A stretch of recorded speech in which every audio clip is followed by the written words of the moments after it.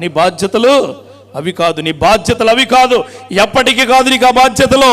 దేవుడు బాధ్యతగా కుటుంబాన్ని ఇచ్చాడు, దేవుడు బాధ్యతగా సంఘాన్ని ఇచ్చాడు, దేవుడి బాధ్యతగా ఆ దేవుడి యొక్క వాక్యాన్ని నీకు ఇచ్చి ఉన్నాడో.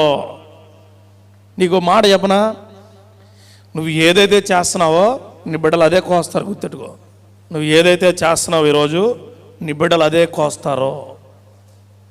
నువ్వు చేసే పనులు నీ బిడ్డలకు ఖచ్చితంగా అలవాటు అవుతాయి. నిన్ను చూస్తారో, నిన్ను చూస్తారు, నీ ముందే చేస్తారు. ఇప్పుడైతే నీకు బలం ఉంది తట్టుకుంటావు, ఇప్పుడైతే నీకు శక్తి ఉంది తట్టుకుంటావు. నీ ఏజ్ అయిపోయిన తర్వాత నీ బిడ్డల వయసుకు వచ్చాక ఆ పని చేస్తే నువ్వు తట్టుకోవాలి. ఏ పైనైనా సరే, దొంగతనం అవ్వచ్చు, చెడు హృదయం అవ్వచ్చు, చెడు ఆలోచనలు అవ్వచ్చు, తిరుగుబాటు అవ్వచ్చు, ఏదైనా అవ్వచ్చు.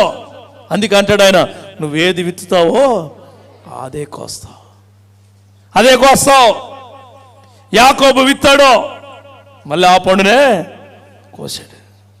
యేసేపు దగ్గర ఆ పండునే కోసాడు. ఏ చర్మానికి ఏ రంగు అయితే రాసుకుని వెళ్ళాడో అదే చర్మంతో మోసగించబడ్డాడు.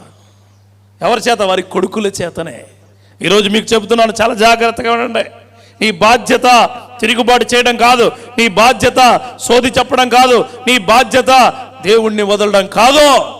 నీ బాధ్యత కుటుంబాన్ని కట్టుకోవడం, నీ బాధ్యత సంఘమును కట్టుకోవడం. హల్లెలూయా. కిందకి వెళ్తా అంటాడు ఆయన, ఏమని? మూర్ఖతను